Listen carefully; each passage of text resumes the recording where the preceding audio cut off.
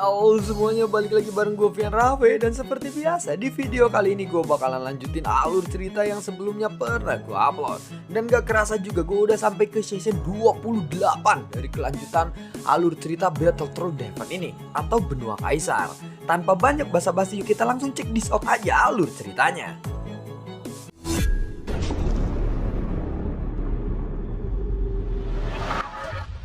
Di episode sebelumnya, Xian yang terpengaruh oleh energi iblis yang terlalu berlebihan di dalam tubuhnya. Saat ini Xian benar-benar kehilangan akal sehatnya dan memacok Permaisuri. Mereka pun akhirnya saling macok-memacok, sampai si Permaisuri ini benar-benar merasa terpuaskan dan kelemesan. "Suamiku, kamu benar-benar perkasa," ucap dari sang Permaisuri. Mendengar itu Xian pun lalu berkata, "Maafkan aku sungguh-sungguh dikendalikan oleh energi iblis yang ada di tubuhku," ucap dari Xian. Begitu Xian selesai berbicara, dia langsung berbalik dan tidak berani menatap langsung ke arah Permaisuri. Sepertinya energi iblis di tubuhmu belum sepenuhnya hilang, dan itu akan muncul lagi. Dan aku sangat menyukainya, jawab dari sang Permaisuri. Ketika tubuh Permaisuri ini ditempelkan ke punggung Xian, energi iblis yang telah ditekan dengan sangat susah payah pun mulai melonjak kembali. Dan Xian pun hampir kehilangan akal sehatnya lagi. Xian ingin mengendalikannya, namun energi iblis ini sangatlah kuat di tubuh Xian, hingga membuat Xian pun tidak mampu untuk mengendalikannya sama sekali. Terlebih lagi, ketika ada kehangatan dan kelembutan yang buing-buing menempel di tubuh Xian ini kayak kelezatan yang tiada tara, ditambah lagi seperti eplok cendol. Hati Xian pun semakin gelisah dan tidak dapat lagi mengendalikan pikirannya. Itu membuat Xian langsung semakin terkejut. Dan ketika dia selesai melakukan macok-memacok dengan Permaisuri, dia benar-benar kehilangan kesadarannya. Namun tiba-tiba, secara tidak terduga, sumber gasnya ini melonjak hingga puluhan juta. Dan saat ini, sumber gas di tubuh Xian ini telah mencapai 700 juta. Namun, meskipun begitu, Xian benar-benar menyesalinya. Dia tidak menyangka energi iblis ini akan benar-benar memiliki efek yang seperti itu. Pantas saja Permaisuri begitu menginginkan Xian dikendalikan oleh energi iblisnya. Jika saja Cailin mengetahuinya, hati Cailin pasti akan tercabik-cabik dan mungkin Xian ini akan dibikin menjadi daging cincang. Untungnya saat ini Xian berada di alam Suanyin. Selama dia merahasiakannya, maka semua istrinya pun tidak akan mengetahuinya. Di garis bawahi. Jadi kalau misalkan cowok itu, kalau tidak ketahuan maka sepertinya dia akan melakukannya lagi. Tapi kalau ketahuan, enggak. Begitulah cara Xian untuk menghibur dirinya sendiri di dalam hatinya saat ini. Pada saat ini dia pun merasakan fondasi sumber gasnya ini mengembun dan naik secara cepat. Setelah memasuki menara pembantaian, setiap orang harus berjuang untuk bertahan hidup di dalam sini. Hanya yang kuatlah yang bisa bertahan dan terus menaiki puncak menara pembantaian ini. Begitulah, di antara para ribuan petarung immortality yang memasuki tempat ini, mungkin hanya sedikit saja yang bisa bertahan pada akhirnya. Setelah Xian menyelesaikan kedua petarung immortality itu, Xian pun tidak terburu-buru untuk naik ke level selanjutnya. Pada saat yang sama, Xian memasuki menara pembantaian. Ada beberapa sosok yang muncul di hutan belantara ini sejak Xian memasuki menara pembantaian. Lalu tiba-tiba ada beberapa sosok yang muncul di hutan belantara ini.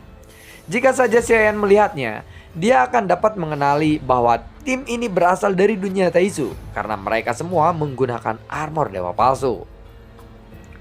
Tunggu dulu, disinilah 893 dan juga 927 menghilang. Aku khawatir mereka sedang berada dalam bahaya.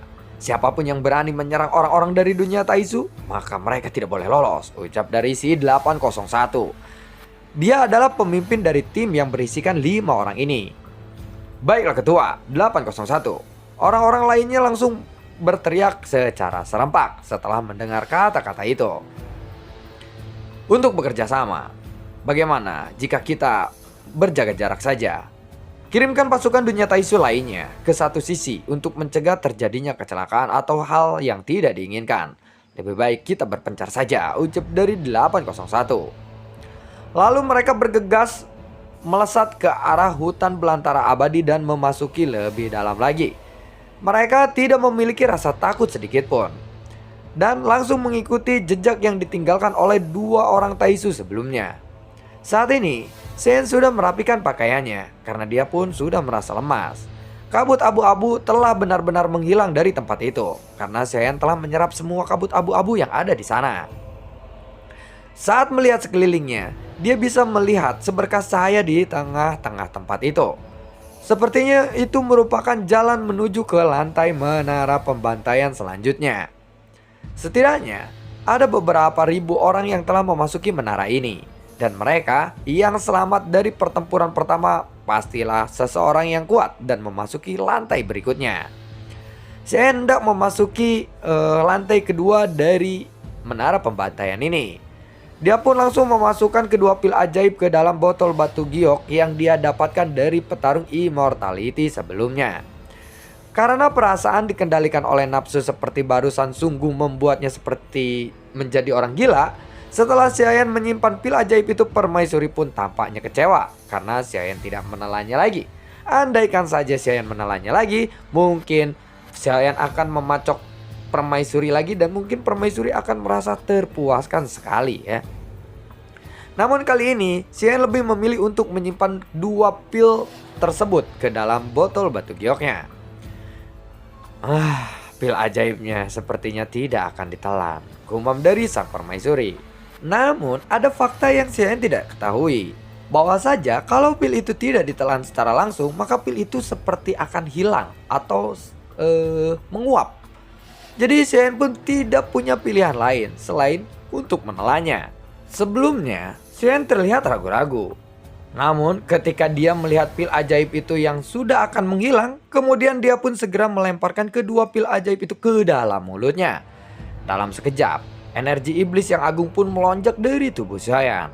Hanya saja kali ini Xiayan sepertinya sudah bersiap dengan sesuatu hal yang akan terjadi. Dia langsung mengeluarkan heart flame di dalam tubuhnya dan langsung menekan energi iblis itu dengan sekuat tenaga. Xiayan pun lalu duduk bersila di udara dan menahan gurgusan atau energi iblis yang meluap-luap di dalam tubuhnya. Meskipun Permaisuri tidak mengatakan apapun saat melihat itu, tetapi terlihat bahwa ada rasa kekecewaan di matanya. Sungguh, ini tidak menarik. Andai saja dia menelan dan tidak menekan energi iblisnya. Lulus. Xiayan pun perlahan membuka matanya. Sebenarnya pil ajaib ini membuat suatu pola di tubuh Xiayan, tetapi Xiayan tidak tahu banyak tentang pola yang diciptakan oleh pil ajaib itu. Xiayan tidak tahu pastinya apa fungsi dari pola itu. Sekarang Xiayan hanya perlu mengumpulkan pil ini dengan terus-menerus atau sebanyak mungkin. Xiayan juga percaya bahwa beberapa pola pil ini pasti ada artinya. Setelah berpikir sejenak, Xiayan pun lalu berkata, "Lebih baik kita pergi sekarang," ucap dari Xiayan sambil memandangi Permaisuri. Sementara ini, Xiayan melihat pipi Permaisuri yang tiba-tiba memerah dan senyumannya sangatlah manis. Namun, Xiayan buru-buru melangkah atau memalingkan mukanya karena dia tidak mau membiarkan energi iblis yang ada di tubuhnya yang sudah dia tekan dengan susah payah kembali meledak dan memacok Permaisuri lagi. Sosok Xiayan pun lalu menyapu ke arah cahaya itu berada, di mana cahaya itu mungkin adalah salah satu jalan untuk memasuki lantai menara ini atau lantai berikutnya dari menara ini. Ketika dia sampai di seberkas cahaya itu, Xiayan pun tidak ragu-ragu lagi untuk masuk ke dalam cahaya itu. Kekuatan hisapnya membawa Xiayan menuju lantai atas menara pembantaian iblis Tianhe ini. Permaisuri yang sedang memeluk Bing Yutu mengikuti Xiayan dari belakangnya.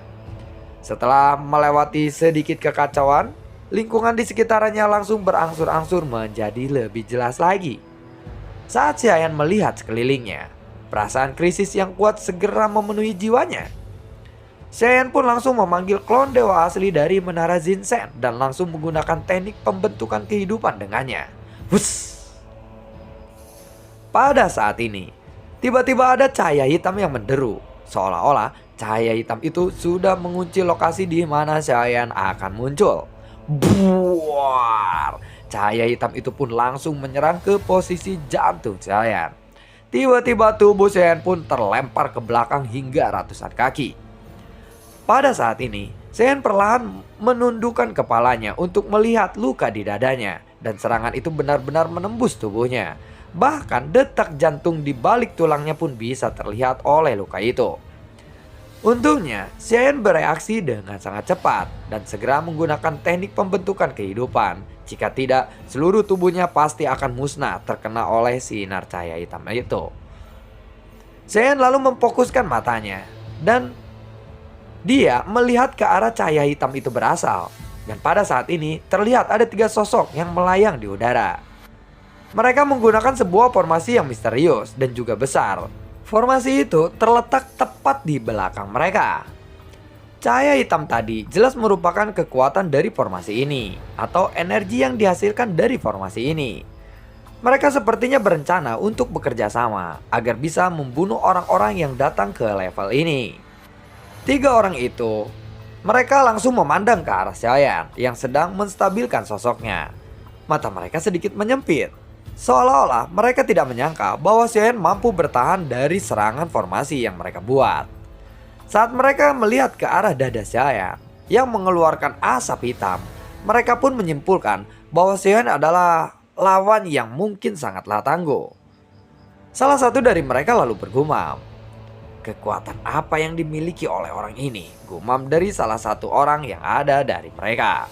Orang ini memang agak aneh. Jika dinilai dari auranya, dia sebenarnya hanyalah seseorang fighting god saja. Tepatnya dia hanyalah seseorang fighting god bintang 9. Apa menurutmu? Dia hanyalah seseorang fighting god bintang 9?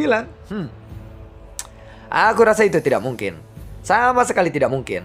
Satu serangan kita barusan, jika memang dia adalah seseorang fighting god bintang 9, dia pasti sudah hancur berkeping-keping dan bahkan menjadi abu. Bahkan langkah pertama immortality pun atau langkah kedua pasti akan mati oleh serangan itu. Lalu bagaimana seseorang fighting god ini bisa bertahan dari serangan seperti itu? Sementara itu, di dalam formasi yang mereka bentuk bertiga, orang yang berada di tengah-tengah ini adalah orang yang terkuat dan jelas merupakan orang yang bertanggung jawab atas formasi ini. Aku baru saja tiba di sini. Kenapa kalian memberikanku penyambutan yang begitu kejam seperti itu? Tanya dari Saiyan sambil mengangkat kepalanya dan melihat mereka bertiga. Hai Tuan, hidup dan mati adalah takdir. Yang kuat akan bertahan, yang lemah akan mati. Jika kamu tidak ingin mati, maka mungkin kami yang akan mati. Itulah sistem alam semesta ini bekerja.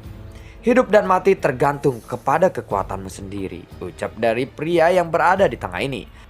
Baiklah, karena itu bukankah tidak adil jika kalian bertiga melawanku secara bersama-sama? Sejauh yang aku tahu, hanya satu orang saja yang bisa naik ke level berikutnya. Namun, kenapa kalian bertiga bisa saling bekerja sama untuk membunuhku sekarang dan memasuki lantai berikutnya? Dalam situasi seperti ini, wajar jika Saiyan menggunakan kata-kata hasutan terlebih dahulu. Setidaknya, Saiyan berusaha. Apakah kata-kata itu bisa memicu perselisihan internal terlebih dahulu kepada mereka bertiga atau tidak? Hah? Adil? Tidak ada keadilan dalam menghadapi kelangsungan hidup. Lagi pula, siapa yang memberitahumu bahwa hanya satu orang saja yang bisa menaiki level berikutnya dari menara iblis Tianhe ini? Ucap dari pria yang ada di tengah kembali. Mendengar itu, Saiyan pun lalu tersenyum getir.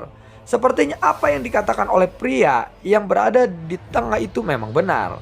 Dan sepertinya Saiyan telah dibohongi. Karena sebelumnya dia bertarung habis-habisan dengan 2 orang sebelumnya. Dan bahkan dia sampai membunuh orang yang menurut dia sangat mungkin luar biasa dan pantas untuk dikagumi. Saiyan pun lalu berkata kembali, "Tunggu dulu. Kalau begitu lebih baik 4 orang yang bekerja sama. Seharusnya itu juga akan menjadi lebih kuat daripada 3 orang, bukan?" Ucap dari Saiyan dengan pintar.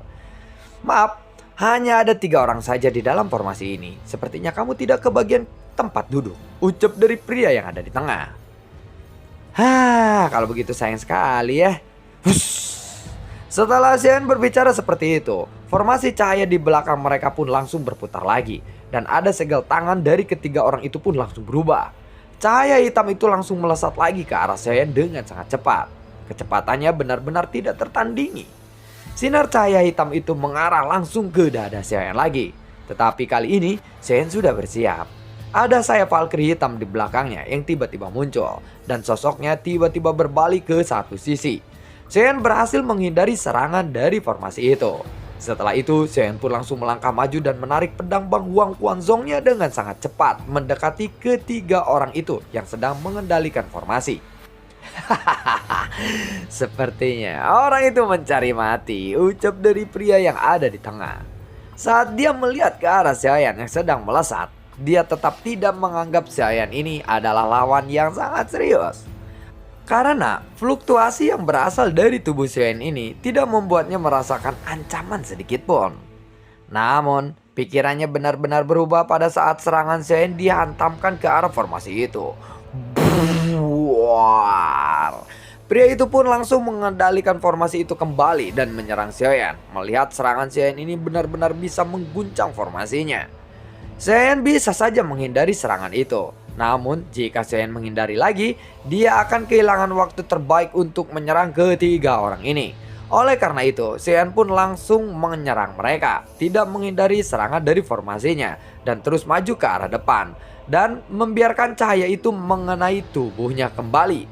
Buar, sinar cahaya hitam itu pun mendarat tepat di tubuh Saiyan. Formasi ini memang sangatlah kuat. Bahkan tubuh klon dewa asli pun bisa tertusuk oleh sinar cahaya ini. Namun setelah menembus daging, sinar cahaya hitam itu tidak bisa menembus tulang klon dewa asli ini karena tulangnya sangatlah keras. Lalu serangan Saiyan pun datang dengan gemuruh api dan juga petir yang sangat mengerikan. Namun pria yang berada di tengah itu masih terlihat santai, seolah-olah Saiyan ini memang dianggapnya terlalu sepele. Kemudian dia mengeluarkan sebuah tombak untuk menahan serangan Saiyan. Ting buar. Pada saat pedang dan tombak itu bertabrakan, tombak pria itu pun langsung terlempar. Dengan pedang Bang Huang Quanzong milik Saiyan ini langsung memukul tepat di dadanya tanpa ampun. Pedang Bang Huang Quanzong Saiyan telah mendarat tepat di dadanya, dan dada pria itu pun langsung cekung. Pada saat ini, 5 jari Saiyan pun tiba-tiba terulur dan menusuk dadanya secara langsung. Jantung dari pria itu pun langsung dicabut oleh Saiyan, dan pria itu pun langsung kesakitan. Pemimpin dari tim ini telah dikalahkan oleh Saiyan hanya dengan satu serangan saja. Namun sosok Saiyan tidak berhenti sampai di situ, karena dia langsung bergerak lagi bergegas menuju kedua orang lainnya. Dan endingnya hampir sama persis. Mereka semua dikalahkan hanya dengan satu gerakan Saiyan saja. Saiyan langsung mengambil jantung mereka. Pemimpin berkekuatan kedua Kaisar Immortality ini dan dua lainnya adalah langkah pertama Kaisar Immortality. Kekuatan ketiganya tidak terlalu kuat, tetapi mereka lebih lemah dari dua orang yang sebelumnya pernah Saiyan temui.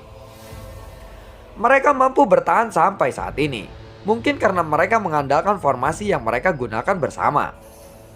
Jika bukan karena tubuh fisik yang kuat dari klon dewa asli, tentu saja formasi mereka bertiga akan mungkin bisa mengalahkan Saiyan.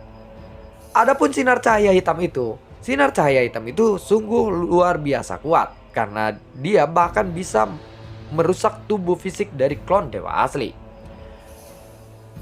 Katakan padaku, apa yang telah kamu pelajari di sini? Tanya dari Saiyan sambil memandang salah satu pria yang ada di sana. Saat ini jantung pria itu masih ada di tangan Saiyan dan jantungnya ini bisa dihancurkan oleh Saiyan kapan saja. Saiyan hanya perlu meremasnya saja. Wajah pria itu pun terlihat pucat. Jelas bahwa Saiyan memang tidak memiliki kekuatan immortality sama sekali. Tetapi dia tahu mengapa Saiyan bisa begitu kuat. Bahkan ketika dia sudah dikalahkan pada saat ini, dia masih tidak bisa memahami kekuatan yang sebenarnya dari Saiyan ini. Cepat katakan padaku sebelum aku menghancurkan jantungmu ini, dan kamu sepertinya akan mati di sini. Tanya dari Saiyan. Pria itu pun langsung mengangguk. Dia bergegas untuk menjawab pertanyaan Saiyan ini. Jadi apakah kamu tidak tahu apapun di tempat ini? Tanya dari pria itu. Kalau aku tahu, mana mungkin aku bertanya kepadamu, bodoh. Kalau begitu, adakah orang yang bisa naik ke level yang paling tinggi dari tempat ini? Tanya dari Saiyan lagi. Sepertinya belum ada tuan. Menara pembantaian ini memiliki total 28 lantai. Jika ingin maju ke lantai yang lebih tinggi, orang itu harus memiliki energi iblis yang cukup kuat di tubuhnya. Misalnya untuk lantai kedua, kamu harus memiliki satu pil ajaib di tubuhmu, ucap dari pria itu. Hah? Kualifikasi untuk memasuki level kedua hanya perlu memiliki pil ajaib. Hei, bukankah itu berarti kedua orang yang bertarung dengan Xiaoyan sebelumnya sudah memenuhi syarat untuk memasuki lantai kedua, tetapi mereka mungkin tidak menyangka akan bertemu dengan Xiaoyan dan mereka akhirnya dihasut untuk saling bertarung. Bagaimana dengan lantai ketiga? Tanya dari Xiaoyan lagi. Setelah menyerap energi iblis yang cukup banyak, nanti akan muncul sebuah pola pada pil ajaib itu, dan untuk memasuki lantai ketiga orang itu harus memiliki pil ajaib yang sudah memiliki pola, jawab dari pria itu. Oh, begitu rupanya. Setelah memikirkannya sebentar, Xiaoyan tiba-tiba mengerti bahwa sebenarnya ada aturan di tempat ini. Alasan mengapa ramuan ajaib memiliki 7 pola justru karena Xiaoyan telah memenuhi syarat untuk memasuki lantai berikutnya. Dan Xiaoyan pun tidak tahu jika pilnya sudah memiliki 7 pola, Xiaoyan bisa memasuki lantai keberapa. Karena hanya butuh satu pola saja mungkin ya untuk memasuki lantai ketiga. Lantai kedua hanya butuh pil. Lantai kedua ya. Untuk lantai ketiga hanya membutuhkan satu pola saja. Namun pil yang ada di tangan Xiaoyan ini sudah memiliki 7 pola. Dan lalu bagaimanakah kelanjutan ceritanya? Nantikan video gue berikutnya dan semoga sehat selalu untuk kalian. Gue juga tidak lupa untuk selalu ucapin terima kasih banyak untuk kalian semua yang sudah mendukung channel ini dari dulu hingga saat ini. Dan gue juga selalu ucapin terima kasih banyak untuk kalian semua yang sudah mensupport channel ini lewat link Saweria di bawah kolom deskripsi. Sampai ketemu lagi di video gue berikutnya. Assalamualaikum dan sampai jumpa. Dadah.